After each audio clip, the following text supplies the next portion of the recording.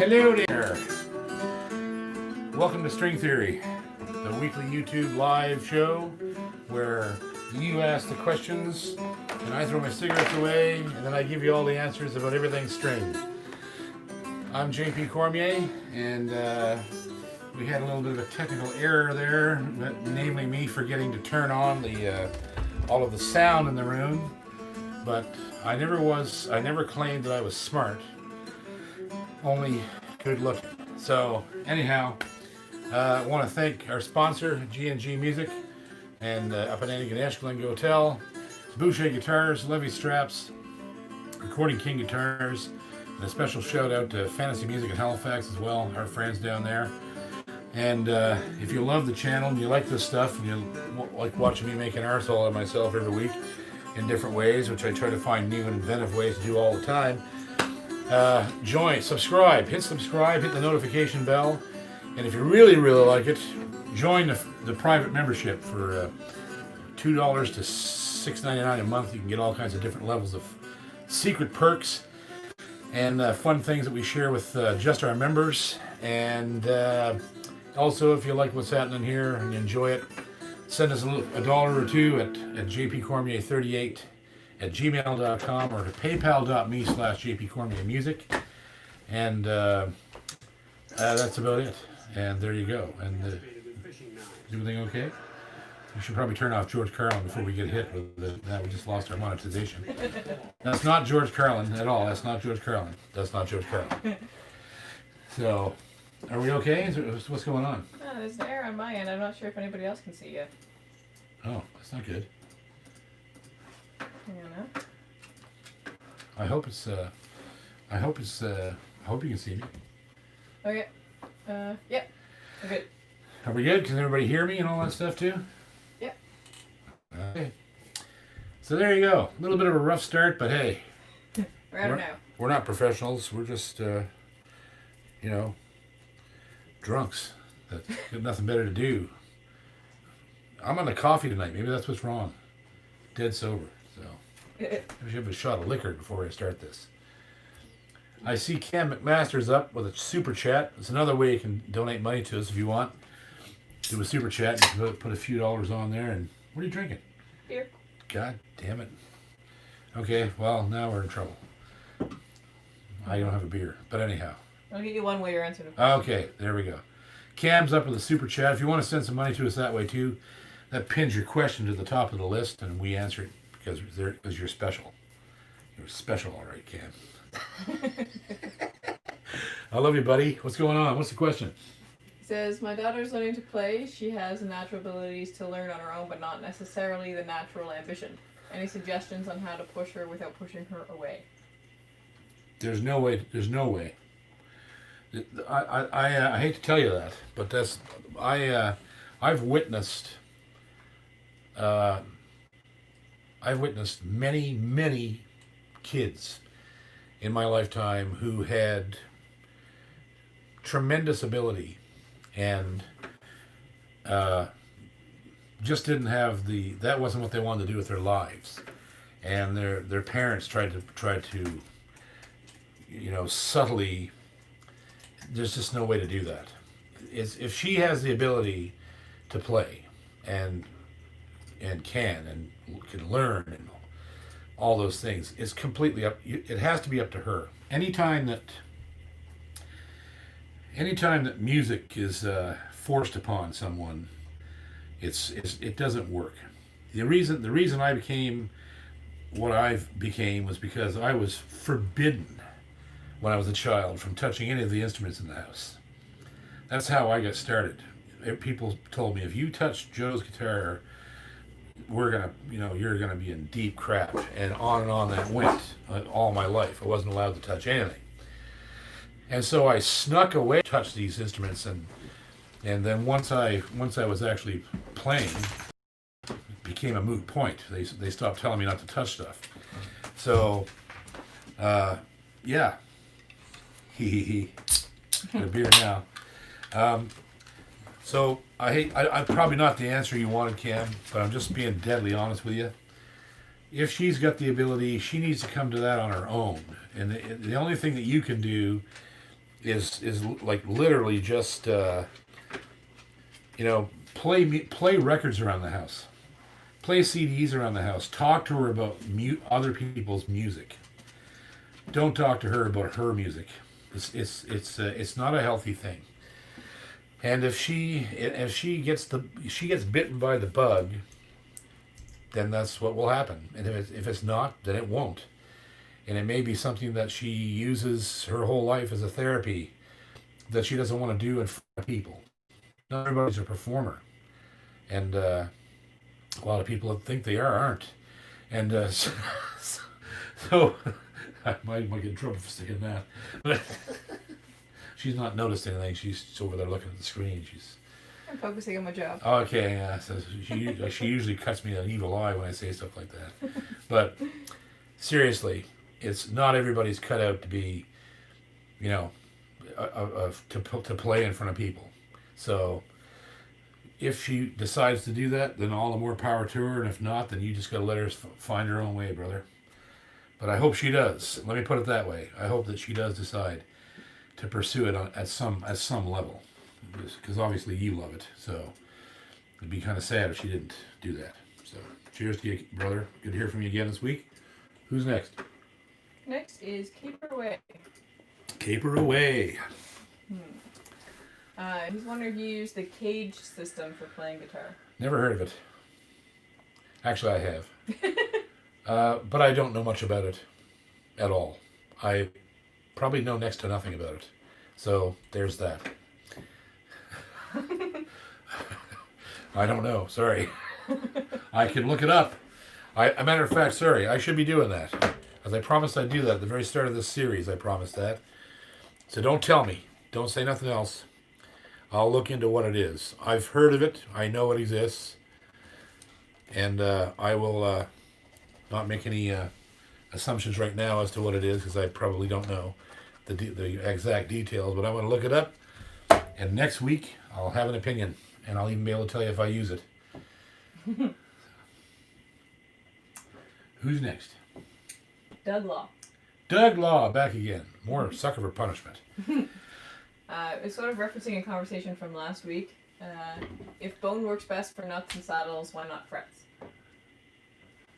Oh, because there's no way. Bone would disintegrate in a few hours. Because frets take a massive amount of punishment.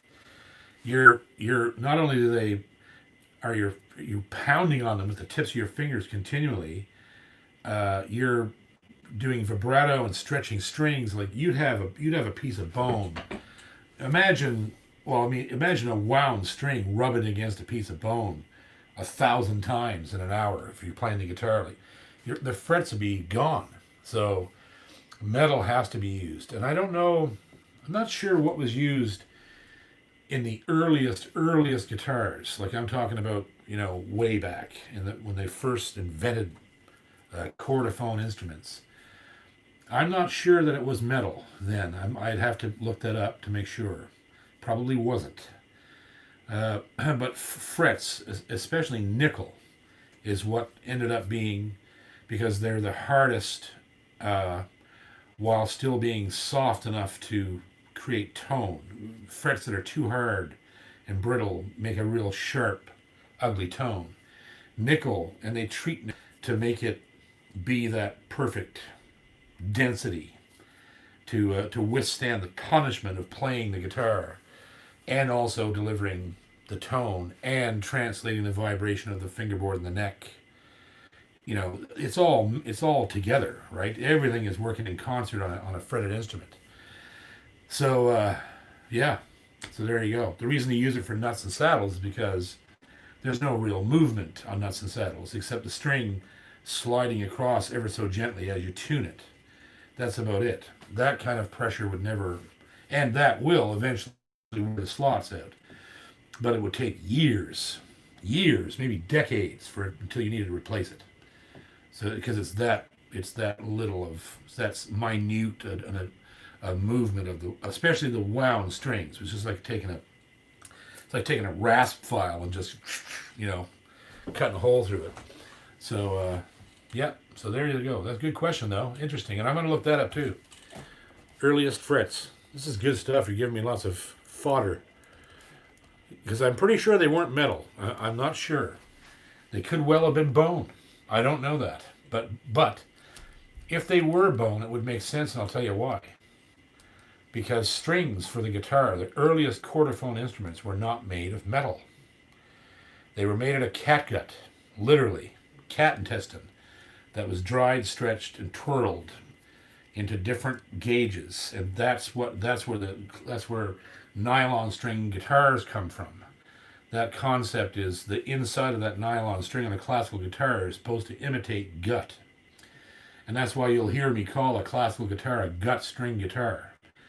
Because so there you go. There's a potential answer right there, that they may well have used bones for fret in the very earliest quarterphone instruments, for the simple reason that the strings, there was no danger of the strings damaging the frets because they weren't metal.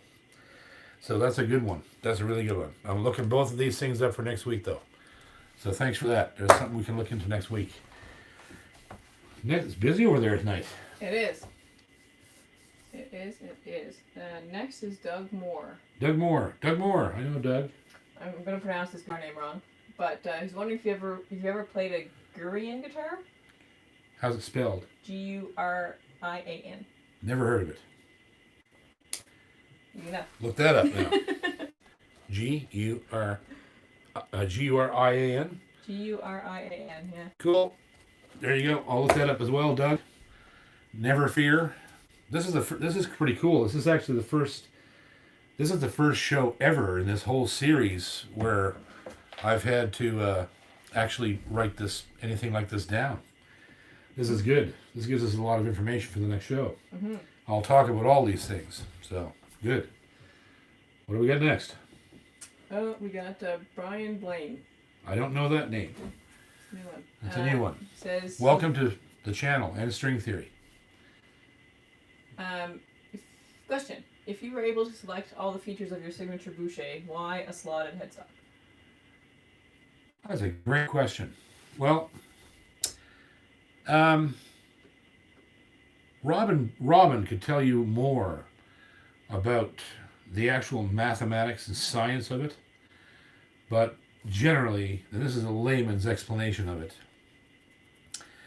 a slotted headstock changes ever so slightly the way the strings come off the nut. If you look at a slotted headstock guitar, you realize that, like if this is the nut, we'll use the phone as the nut. On a normal peg head, like a non-slotted headstock, the string comes along and goes over the nut just like that, almost straight. And it goes right directly into the spindle, and it tunes up, right? But if you look at a slotted headstock, the strings come off the nut like that. And so it creates this unique pressure on the instrument, so that it's like a tent on either side. The strings come off the saddle that way, and they come off the nut that way. And it creates a resonance in an instrument that is not like any other type of instrument. Like the slotted headstock guitar doesn't sound like one of these. Like this is one of Robin's regular headstocks, right? You can see that there's an angle there, but the angle on the slotted headstock is even greater than this. And the greater that angle, it means the harder the strings are pushing down on these surfaces. And so this guitar sounds like, all of Robin's guitars, so his OMs are incredible. But my signature model has this, because that slotted headstock creates this weird extra something.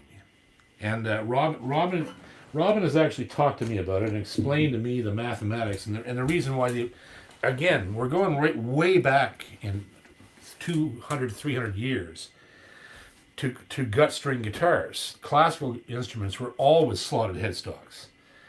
And, not always, but they mostly were. Some of them were just flat, like a regular six string, right? But a lot of the great guitars had slotted headstocks, and And that's why I chose it. And it definitely wasn't convenience, because they are a bastard to string. And just a little tidbit of information for everybody out there: if you own a slotted headstock guitar, and you find that when you string your guitar, your strings are slipping, Robin taught me how to fix that problem, and it's so simple that I couldn't believe it.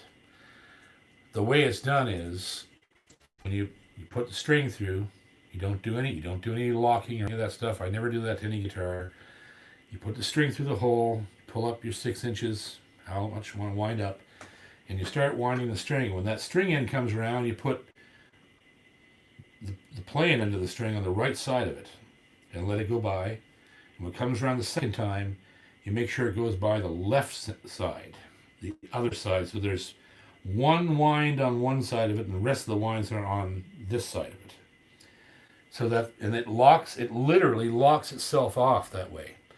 And I couldn't believe it works so well. It even works on the unwound strings. If you end up with all the winds after the hole or before the hole in the spindle, your string will slip. But if there's one, just one on the other side of the string end, so that it's grabbed in the windings on the spindle, the string will never slip. And you make sure you give it a good, pull them, stretch them out when you put them on. I've never had a problem. And that was what Robin taught me, because I was having problems all my life with slotted headstocks slipping. It's one of the occupational hazards of the design. But like I said, it's a design I like because I really feel it makes a difference tonally, and I think it makes it look a difference cosmetically. I think it's a beautiful thing. It's an old, retro, antique. It just looks beautiful to me. A lot more beautiful, I think, than a standard headstock. So so there you go. There was a ton of information on a simple question, but we have a super chat question. I'm going to call him Mr. Z. Mr. I can't. Okay, Mr. Z.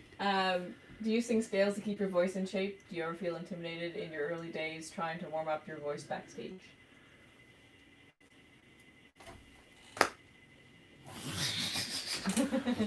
I've never warmed up my voice ever, so I don't. There's no answer to that question. I've always just walked up to the mic and sang. That's it. I have no training. I'm not a trained singer at all.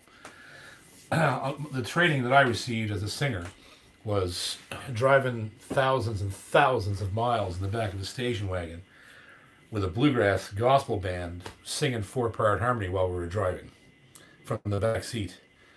Often either singing baritone or bass, or sometimes even the high part underneath the female lead. That was my training. I had no training. And most singers that I know that are great singers had no training. And I would be a way better singer if I had been trained. Trust me. It took me years to perfect. I shouldn't perfect is a really crappy, stupid word to say, because I never did. It took me years to gain a vibrato that I was happy with. My vibrato was always either non-existent or too fast. And I always wanted to sound like Roy Orbison. That was the vibrato I loved. That slow, sweet, honey, syrupy, thick vibrato, right? And, of course, I worked in a business for years that vibrato was a no-no. Bluegrass, you just don't have it. If you use it, if you stick it in there, it's frowned upon. So, I had no training, and I still don't warm up, and I probably should. But at a certain point in time, when you're playing 175, 200 times a year, you don't want to sing until you're ready to sing, because you don't want to waste your voice. I've never lost my voice from singing, but I've felt the effects of a 6-night run, where at the end of the 6th night, my voice starts out like this, and it goes way strong through the 6 nights, and it starts at about the 4th night, then it starts to fail a little bit, and I've never seen what happens at the end, but mainly now, and at my age, after as many years as I've been doing it, I also, for the same reason, I don't practice because I need the pipes for when I get in front of an audience. And the other thing with me is that I don't sing the same away from a microphone. So, like when I'm in front of an audience, my adrenaline is 1,000 times what it is backstage, and singing becomes way easier and way more powerful, and my breathing changes and everything changes for the delivery of the vocal. So there's no way to practice that because you can't get your chemicals up that high backstage. All you're doing is just wearing your throat out. So there you go. Probably not the answer you expected, but that's the answer we got for you. So I hope that helped, and I hope if you're a singer, you're trained. Training is always good. Who's next? Jason Newman. Jason, it's a good goddamn thing you showed up because I was all late with my friggin' Facebook video because of you. I'm there trying to do Facebook, and Jason's like, and I had to answer him for a half an hour. I'm only kidding, buddy. I love you, brother. That's good. I'm glad you're here. What do you got for us? What's Jason need? He just purchased the primary color tab book, but he's new to tab, and he's wondering about how note duration is indicated. Well, note duration is indicated in theory, in notation. So just remember that. Just pick a tune that's one of the simpler tunes that's written all in eighth notes. So, like the Doc Watson tribute is all eighth notes. So you can sort of tell what they look like. They got a stick with one stem, and they're played steady. Those are eighths, right? So you should just, if you want to really delve into what that's all about, this is going to sound really silly, but there's a book that was written probably 50 years ago by a woman named Barbara Warham, Wharram, and it's called, I believe it's called The Beginner's Guide to Theory. And that's what I used when I was around 25 to figure out the basic rudiments. Like, I'm talking basic.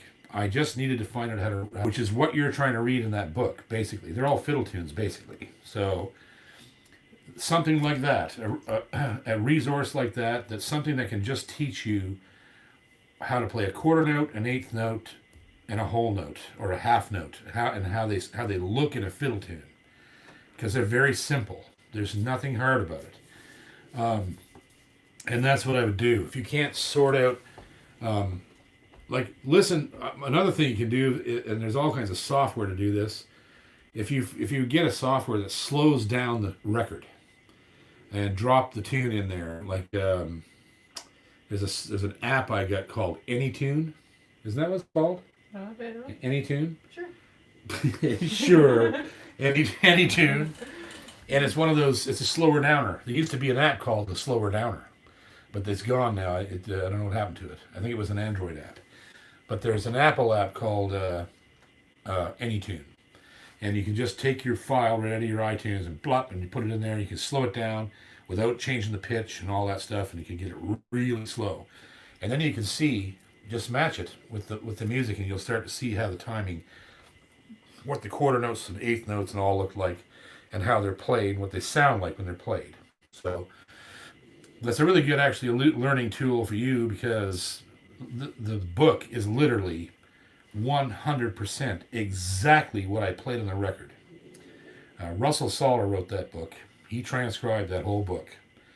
And he's the most accurate transcriber on the planet. And so, like, even mistakes are in that book. He didn't pull any punches. He wrote down exactly what I played.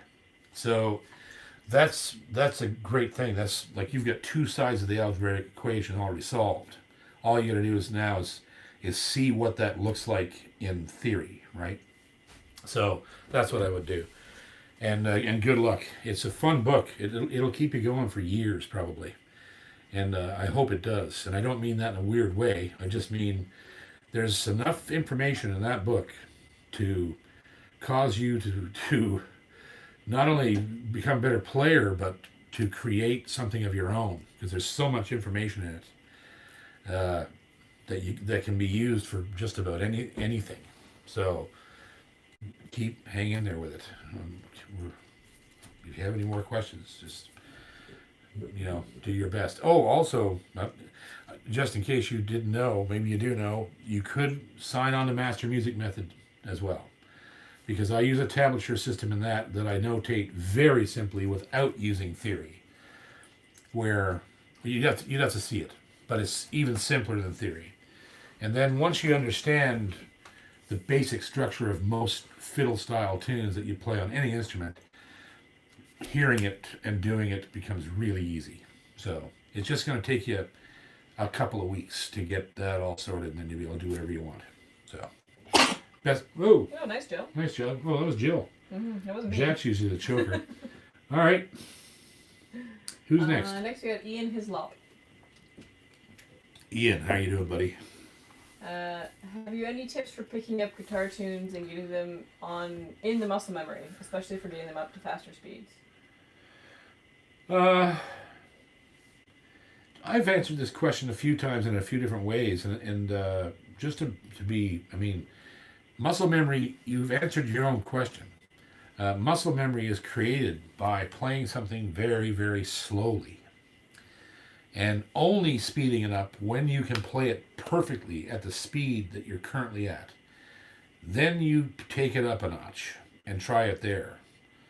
And if you can't make it there, go back and play it slow. And then every time you put it up a notch, and you don't even have to use a metronome, just use your head, use your heart, play from here, and just move it up a notch. And if you get through it there, stay there for a while, and then you move it again, and you'll likely fail and go back. Always go back. Don't continue to try to play something faster than you can play it, because you will never ever play it. Trust me. You may think you're playing it, but you're not. You're probably making a million mistakes and thinking it's going by so fast that no one will notice, but that is bullshit. They notice. And I'm telling you, the longer you stay in your comfort zone, the more muscle memory gets built. Then you move it up. And if you can go there for a while, let that play there for a while because every time you make that adjustment, the muscle memory changes and it gets better and it gets bigger and all these things start to happen. So you've answered your own question. That's how you get muscle memory. Very slowly, incrementally building your speed up until you're at the speed that it was performed at, or the speed you want to perform it at, which may be slightly faster or slower than the recording you're listening to, or the artist or performance you've seen or whatever, right? So that's always my advice. All right, who's next? Your brother Joe. Joe! He asked, can you put steel strings on a classical guitar? Why or why not? You can't do it because the neck is not designed for it. The neck and body of a classical guitar, the top is exceptionally thin, and because they're designed for playing in a large auditorium with no sound system, and they're supposed to be loud and they're supposed to have projection, and they have to be very thin and very limber for the strings to even vibrate them, because the strings are incredibly light and floppy, and they're very pliable. If you were to put steel strings on a classical guitar and tuned it to pitch, you would not only probably pull the bridge off the guitar or the top up, because the sheer PSI on the strings is completely different. Steel strings, I think, have about 27 pounds or 24 pounds, I think, just on one string. I don't remember which one it is, but it's ridiculous how much pressure is on that bridge that's pulling on the top of that guitar.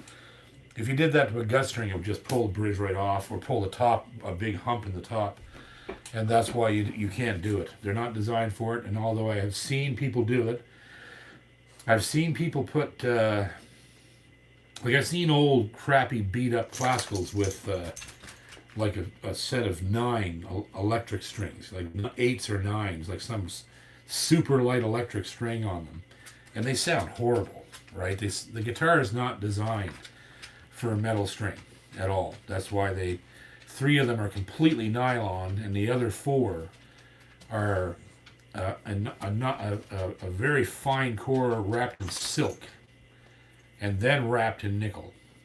And so they're super light, and they put very little pressure on the top. So there you go. Love you, Joe. Who's next? The Happy Knot. The Happy Knot. Hi, Bean. Bean's trying to get on the show here. Not sure why, but. What if I drop it? Okay. You do that. You do that. Come. Oh, the big girl. This is a giant fat bulldog. The barking one. Yeah. This is the barker. So the Happy Knot is wondering how many fiddles you own, any known makers, and also what tonal qualities do you look for in a violin? Well, I have 3 violins. I usually only have 1. In my lifetime, I've only ever really carried 1 fiddle, 1 banjo, and 1 mandolin. And that's been the rule because I use them less, and for less reasons, less applications than guitar. Thanks, Jill. She's out of control. And so. Oh, goodness. What was the question? Oh yeah, fiddles. Yes. Yep. So Ow. I have 3 fiddles currently, but I only use 1 of them. I have my Uncle Joe's violin, which I never take out, very seldom. I take it out every once in a while to play it and clean it to make sure that it's okay. It's worth a great deal of money, and it means everything to me. So I would never tour with it or take it. I would record with it possibly here or things like that. And then I have a violin that was purchased at Reedstra's, I think is the guy's name, in Kitchener, Ontario.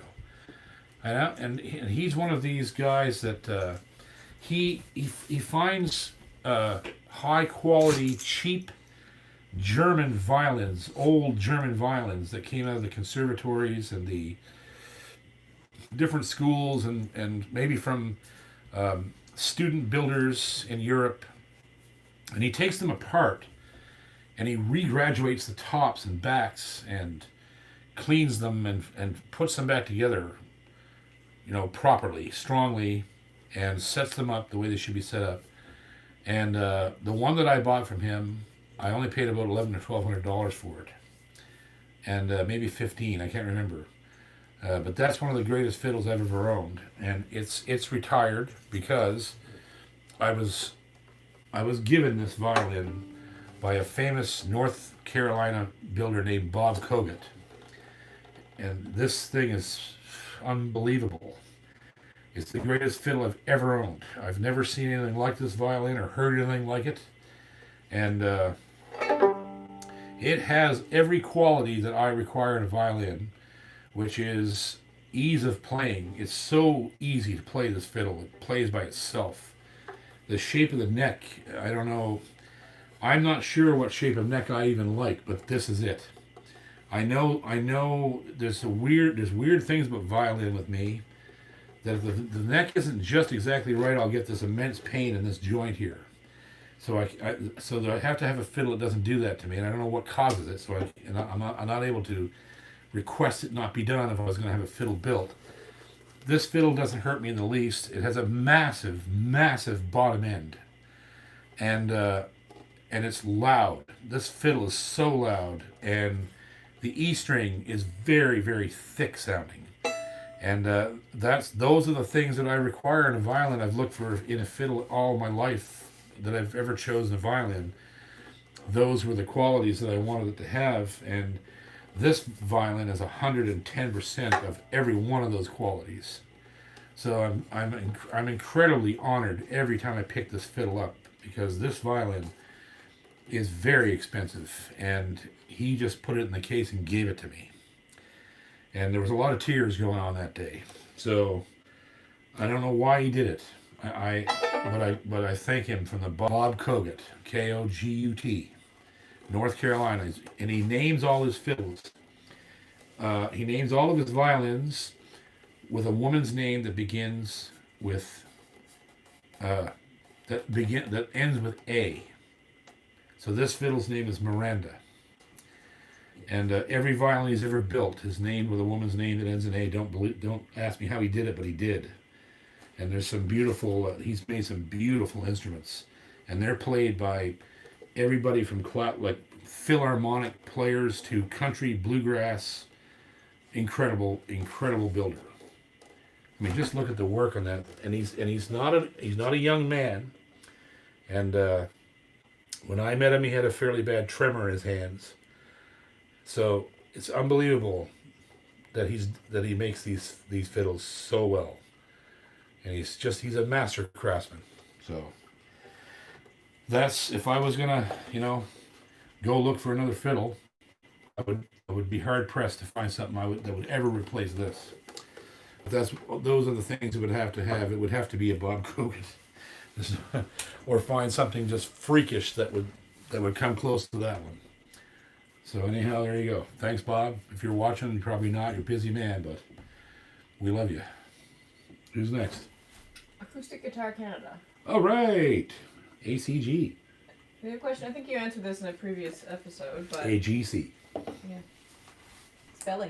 Spelling. Words. Acronyms. Yeah. How do you take care of your nails? With a clipper. I used to chew them, but I gave myself TMJD. Beat that one. Too many. Temporal mandibular joint dysfunction. Yeah, nice. I gave myself that disorder from chewing my nails. Because I'd never cut them with anything. I'd chew them off, right off. I've never had nails. I keep a bit of nails here, but I just clip them off because I keep them so short. But I chewed my nails for so many years that I gave myself TMJD, which is incredibly painful disorder where every time you open your mouth, your jaw cracks. Pap, pap, pap. And you're trying to chew and it's cracking so loud your ears are ringing. It's like a misalignment and a sort of an inflammation in the ligaments, and it's not good. And it'll last for months, sometimes years. Mine went away after about a year. After I stopped chewing my nails. So that's what did it. I chewed my nails off for too many years. Gave myself a problem. Gave myself George Canyon chin. She's finally laughing over there. Old square jaw. Old legend jaw himself. Love you, George. No, I lost it. Michael Easter. Michael Easter, how you doing there, buddy? It's not so much a question as a suggestion. Uh-oh. He said you should have Robin Boucher as a guest. I wish. Holy God. That'd be a dream come true. And he'd be the first one here. If he could come here, he would come here tomorrow. But it's just not in the cards. There's still a lot of difficulty with travel. So maybe someday. He knows he's invited. He's been invited here for a long time, but he would have probably been here this year to see us. And he comes every year to Kemp Shore, the festival out near Windsor. But of course that didn't happen this year, so we haven't seen Robin for months, which is a bit sad because I love the man. And yeah, it would be incredible if he ever comes down.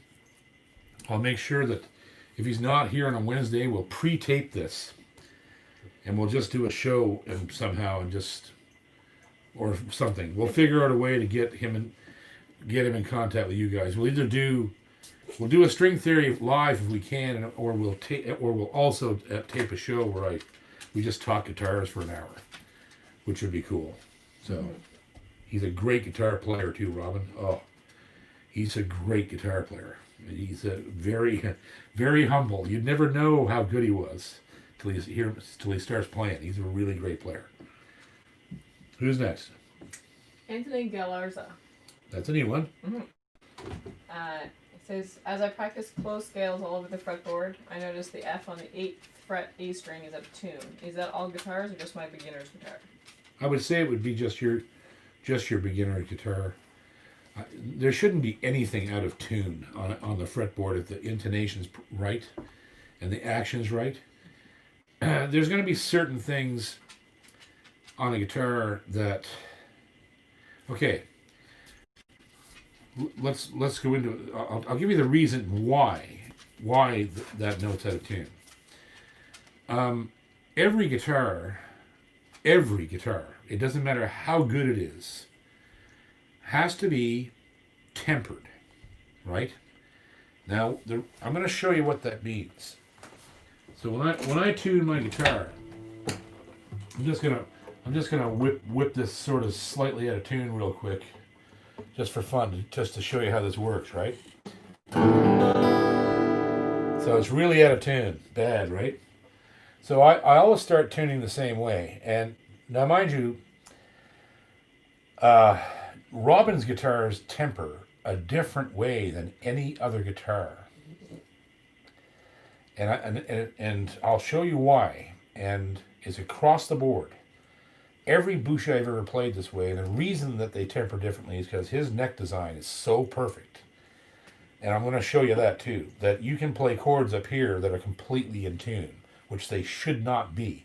They should be sharp because they're so far up the neck, and you're pressing the strings down so far, it should stretch them out of tune so to be discordant, but they're not. I'm going to show you what I mean. So I start tuning a guitar the same way every time. I find the G note, whatever that might be. Just for the sake of argument too, I'm going to actually tune with a tuner, just for fun, because that actually does make a difference when you're tempering something, because a guitar gets used to 440. My strings are a bit dead, so don't mind that. I play this guitar a lot, So, there's my G note. The next thing I tune is the D against the G.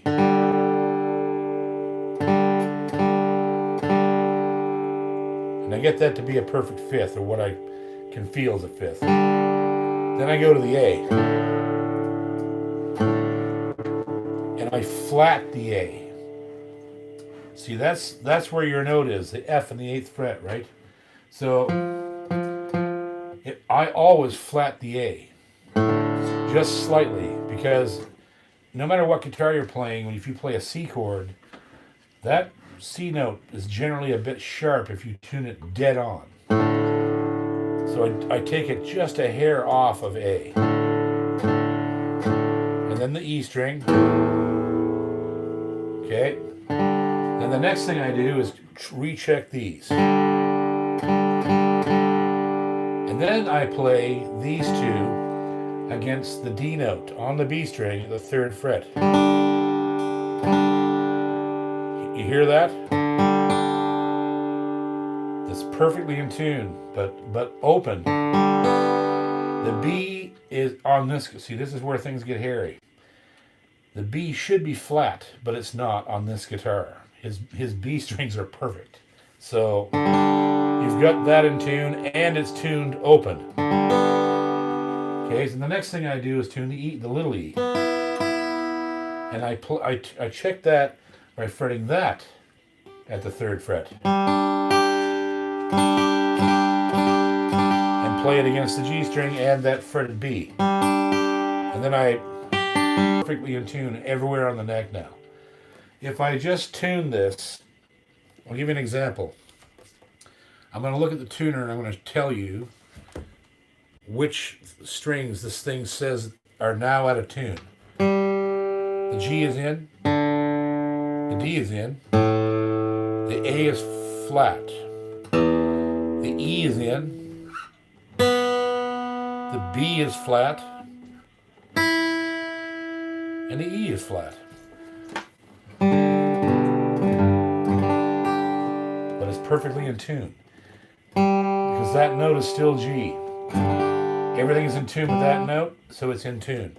And that's what tempering is. So if I was to tune the guitar open strings with this tuner, it wouldn't sound this good. You have to tune a guitar with itself, and that's what tempering is called. See,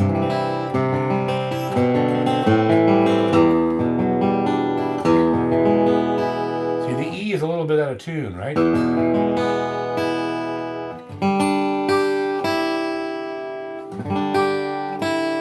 And that's where the weird boucher thing comes in.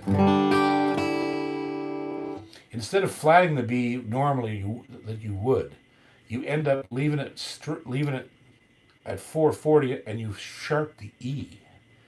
That's the weird thing about his guitars. And then you can do things like this. I gotta put the chord on here real careful so you can get it ringing.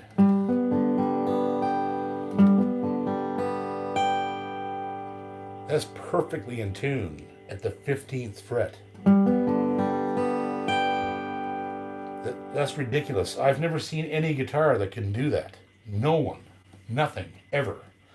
And that's because the intonation is so good on these things. So tempering these is a bit different than tempering every other guitar. But generally, you're going to flat your A a little bit and flat your B a little bit. And that should be, you should be good to go on the 8th fret. They're identical, right? If you're having problems up here, it means either your action's too high, or your neck's a little bit out, or your intonation's a little bit out, which could be a more serious problem. So, but try that trick. Try tuning the guitar inside the notes of a G string, of a G chord.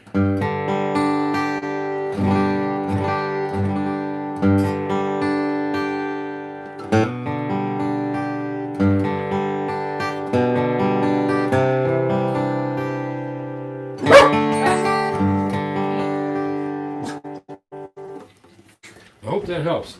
That was a good question because seldom ever get to talk about that, and it's for me, it's an everyday occurrence to have to do that. I've done that all my life. I've understood that no instrument is in tune with a tuner. It's not. You'd like to think it is, but I watch people tune with them all the time, and they get on stage and their B string is like 4% sharp. Or their guitar sounds like crap. And you can tell, as soon as I hear it, I go, they tuned it with a tuner. Tuners don't take any of those things into consideration. Except, I used to have an app that tempered the B string slightly flat, so your guitar would be in tune with itself. But it's always a good idea to learn how to do that, understand why it's done, and learn the personality of every guitar you pick up, because they're all going to be different.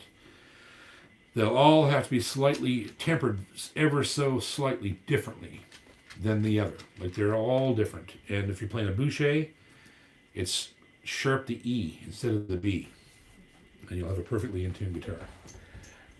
Next question. Jill's on the rampage tonight. I don't know why. She's on a mission. Next is from J Dog the Lamp. Ooh. So it's a multiple part question here. He was given a 12-string area, 4 years old, Japanese made. Wow. He wants to know what the easiest and safest way to adjust the neck. He put a new nut and new strings, but he can fit, and this is a quote, my Frenchman index finger under the strings at the 20th fret. Whoa. At the 20th? That's what he said. Whoa. And he replaced the nut. Yes.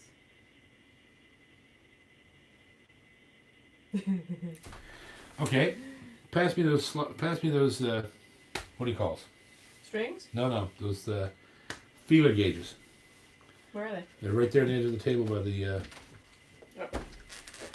So I'm going to show you something. A couple of tools that you need. I got dropsy. This is heavy. That's why I dropped it. I didn't expect this to be so heavy. So this right here is a set of feeler gauges. And you can buy these on Amazon for like $12. And they're indispensable. They're all marked at the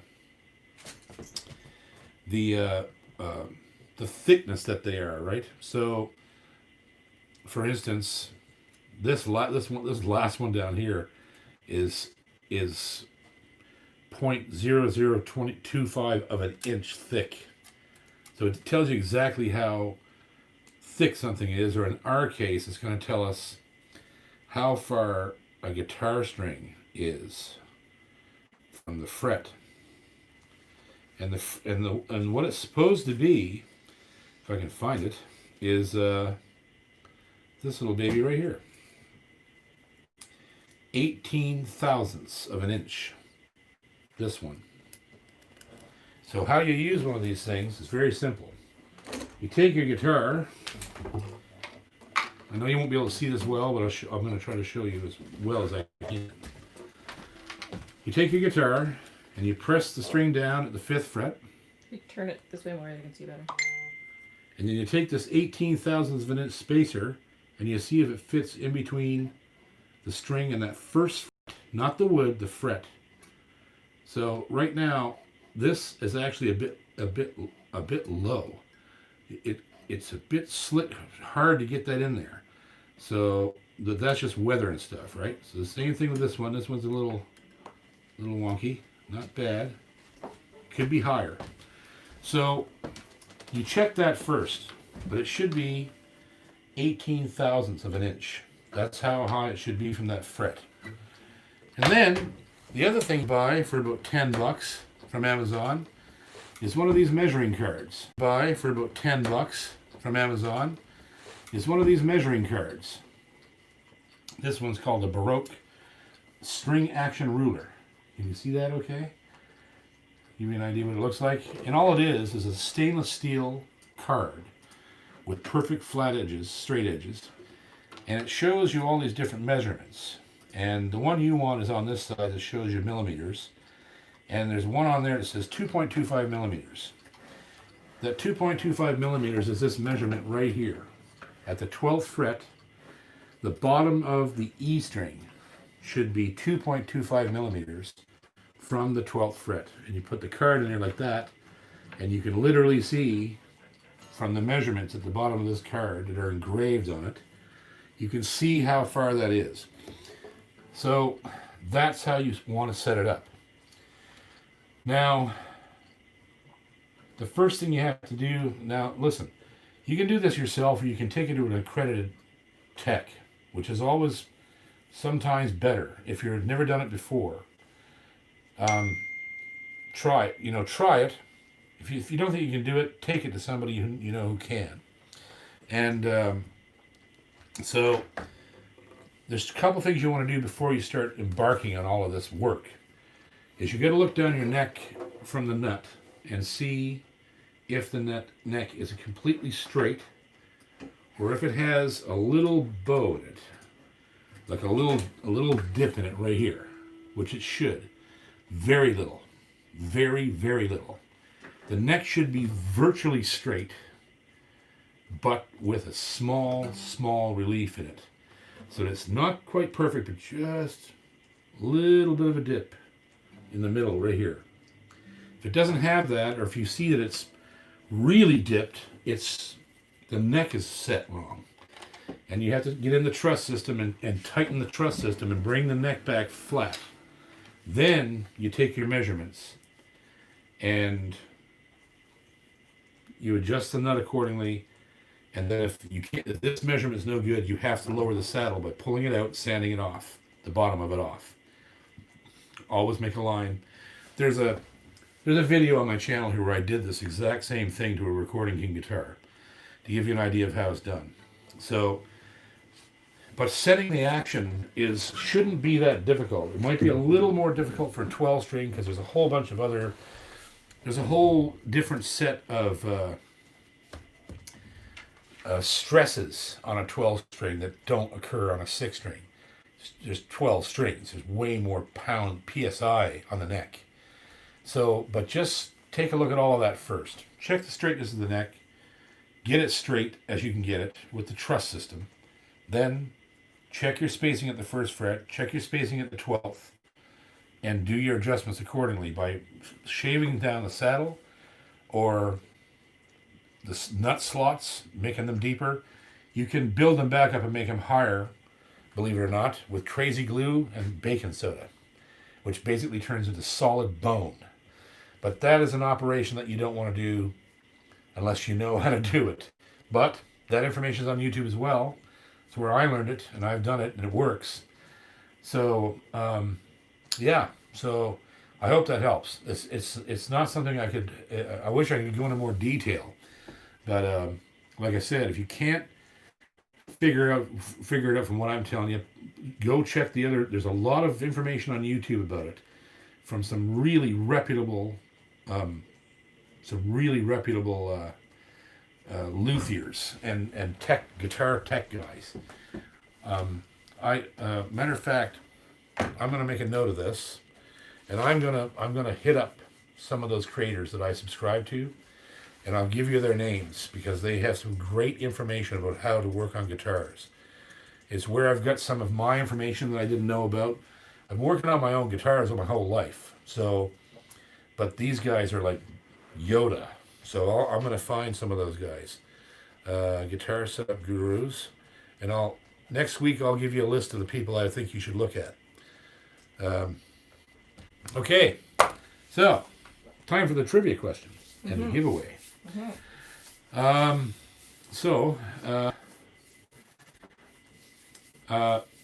The prize this week, of course, our generous sponsor, Mr. Glenn Gotel up at G&G Music in Antigonish. He's one of our best friends, and he's with us all the way. He's the world's #1 Boucher dealer. He's got Recording King up there now, which is really cool. If you want a funky retro guitar, and he's just been wonderful to work with. So the prize this week, of course, is the constant. If you get this trivia question right, you can get a beautiful Levy's leather strap. Thank you, Levy Straps, Canada. Levy strap with the G&G logo on it. Free set of strings of your choice and a winder. And this week, if you buy any guitar in his store, any guitar, you get a free pickup installed. $400 value. Free. $400 pickup for free. So that's a pretty damn good deal. And he does great installs up there. I would go with the K&K, just saying. Some people might like the Fishman because they get a volume wheel and whatnot in the sound hole. But I just love K&K. They sound more like a microphone than any other pickup that I've ever used. So there's your prize. And I'm going to realize right now that I never told Megan the answer to this question. But I'll just read you answers until you say that. Yeah, but that's okay. Yes. I don't know the answers. I thought about this question today, and I still haven't quite figured out how to word it. So I'm just going to throw it out there. And this will probably go quick. Maybe. You all know my love of classical music. And I have listened to many, many classical guitar players in my time. But there was one classical guitar player that's considered by many musicologists to be the greatest classical guitar player who ever lived. And he performed well into his 80s. And is credited as being not only one of the greatest players, but one of the greatest teachers that ever walked the face of the earth. What was his name? Segovia? Yes. Mm-hmm. That didn't take long. Holy God. The answer was up before you finished talking. Who got that one? Diane Irwin. Okay, that's a new one. Diane Irwin. Okay, Diane, what you're going to do is you're going to send an email right now to jpcormier38@gmail.com and just say, hey, it's Diane. I won the contest. I will forward your information to Glenn. And no matter where you are on the planet, you can either receive your gift through the mail, including if you want to buy a guitar, he'll ship it to you with a pickup in it. Or if you can get up to see him, even better. But you won the prize. The strap, free string, free winder, free pickup on any guitar you buy from him. And Diane Irwin, thank you very much. And I just knew as soon as I sort of started, yeah, there's no point. I can't fool anybody out here. I thought I was going to kind of come out of left field there because all these questions have been about jazz players and bluegrass players and whatnot and so on and hoo-ha. But anyhow, cue the music there, Ginger. We're going to take off, and we appreciate you being here, and absolutely appreciate you being here and all the support you give us all the time. It makes us feel good. It makes us want to come out here every week and do all kinds of crazy shit and laugh and do funny things, and keep your eyes out for the the Yamaha guitar review I just put out today, which was a lot of fun. And we've got other things we're going to review here. We're going to be some exciting news from Boucher again this year. And a couple more things that are going to come up along the way that are really going to be fun. So we thank you for being here. I'm JP Cormier. And just remember, if you're a guitar player, the fellow with the most at the end when he dies wins. We'll see you next week.